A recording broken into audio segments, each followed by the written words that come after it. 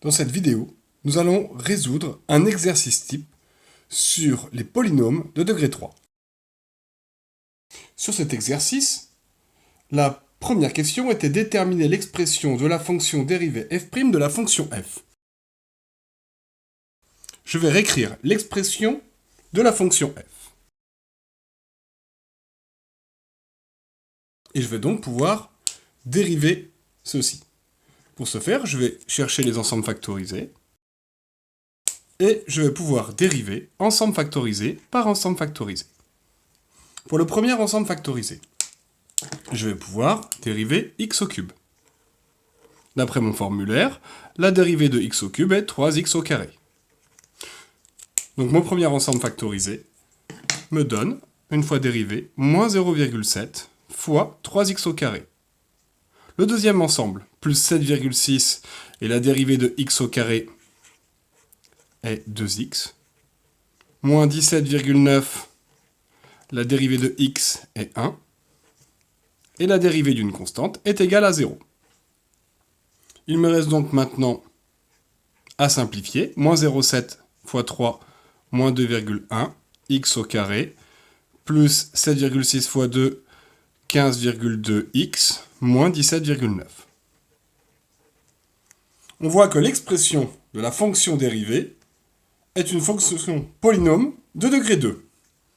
La deuxième question est montrer que les valeurs 1,48 et 5,76 sont des racines de la dérivée. Si elles sont racines de la fonction dérivée, alors on va pouvoir écrire si c'est des racines de f', alors f' de x est égal à 0. Si x est racine de f', alors f' de x est égal à 0. Nous allons donc vérifier pour les deux valeurs données. Nous allons d'abord vérifier pour la valeur 1,48. Comment faire ce calcul? Je vais donc pouvoir remplacer tous les x de la fonction f. Attendez, nous sommes bien des racines de f'. De la fonction f', et les remplacer par la valeur en abscisse 1,48. Nous allons calculer l'image de 1,48.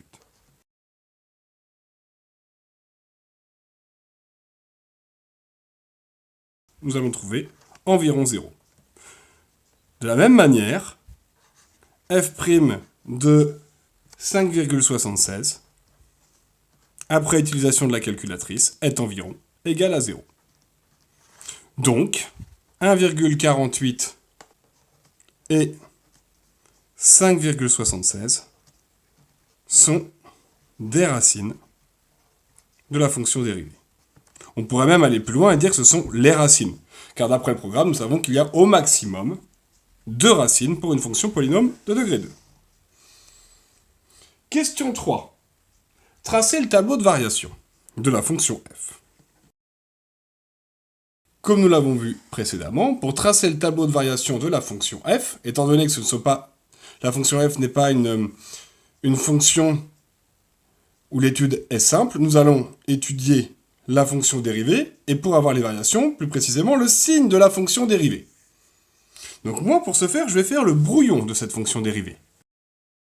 Premièrement, ici, nous voyons que a, le facteur de x carré, est négatif. Donc, ma parabole est orientée vers le bas. La courbe représentative de ce polynôme du deuxième degré est appelée une parabole, est orientée vers le bas. Combien de fois touche-t-elle l'axe des abscisses? Autrement dit, combien y a-t-il de racines? Il y en a 2.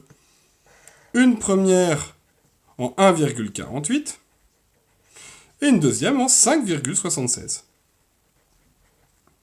Une fois que j'ai fait ce brouillon, je vais facilement étudier ma fonction.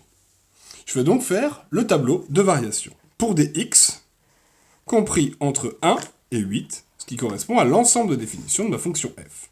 Je vais d'abord étudier le signe de f' de x.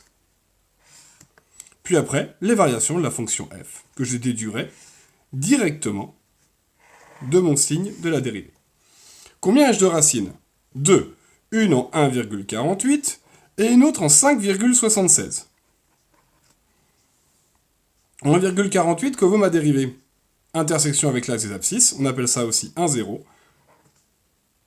Donc, ça vaut 0. Entre 1 et 1,48, avant 1,48, on voit que la courbe représentative de la fonction dérivée est en dessous de l'axe des abscisses. Donc, f' de x est négative. Ensuite, elle est positive, elle est au-dessus de l'axe des abscisses, puis après, elle est négative. Que puis-je en conclure? Si la dérivée est négative, alors la fonction f est décroissante. Si la dérivée est positive, la fonction f est croissante, et si la dérivée est négative, la fonction f est décroissante. Il me reste maintenant à déterminer les valeurs ici présentes. Alors pour ce faire, je ne vais pas m'embêter. On pourrait faire par le calcul de la même manière que ça a été fait ici, mais avec la fonction f, en remplaçant les différents x, mais je vais utiliser le tableur de ma calculatrice pour gagner plus de temps, car on ne me demande pas forcément de le calculer. Et je vais chercher les différentes valeurs. Pour 1, on voit que ma fonction vaut 5,5. Je vais donc pouvoir mettre directement pour 1, 5,5. En 8, je descends, ma fonction vaut 1,3. L'image vaut 1,3. L'image de 8 est 1,3. En 1,48, je vais demander à la calculatrice, en 1,48, l'image est 4,39, arrondi au dixième, au centième. Et pour 5,76, l'image arrondie au centième est de 31,77. Je vais donc utiliser mon tableur de la calculatrice pour compléter mon tableau de variation. L'avant-dernière question était maintenant, en s'aidant du tableau de variation, existe-t-il des solutions à l'équation f de x égale 20? Moi, ce que je vais faire, c'est que je vais me dire, pour chacune des variations, je vais regarder si j'ai une valeur 20. Ici, les images sont comprises entre 5,5, entre 4,39, pardon, et 5,5. 20 n'étant pas compris dans cet intervalle, il n'y a donc pas de solution entre 1 et 1,48 pour f de x égale 20. Entre 4,39 et 31,77, ici, il y a une solution. Il y a un 20 qui doit traîner ici, qui va donc être compris entre 1,48 et 5,76 au niveau des abscisses. Et ensuite, de la même manière, ici, entre 31,77 et 1,3, il y a encore sûrement une valeur 20. C'est même pas sûrement, il y en a une, qui va être comprise entre 5,76 et 8. f de x égale 20 admet donc deux solutions. Une sur l'intervalle 1,48, 5,76, et une autre sur l'intervalle 5,76, 8. Cinquième question. À l'aide d'un outil numérique, résoudre f de x supérieur à 20. Donc nous, déjà, ce que l'on sait, c'est que f de x supérieur à 20 correspond à cette partie-là. Il faut donc chercher les intersections et dire que les antécédents seront l'intervalle recherché. Il y a plusieurs possibilités. Évidemment, encore une fois, nous allons utiliser la calculatrice. Premièrement, nous pourrions nous dire, on va chercher dans le tableur. C'est un peu long et fastidieux. On appelle ça une méthode par dichotomie. Ou autrement, on va utiliser directement le graphique. Dans certaines calculatrices, comme celle-là, nous pouvons faire une recherche d'antécédents. Calculer les antécédents, de quelle valeur? De 20, je valide. Et j'ai directement la valeur pour x compris entre 3,81 pour la première valeur, 3,82 arrondi au centième, et la deuxième, 7,22. Donc on a dit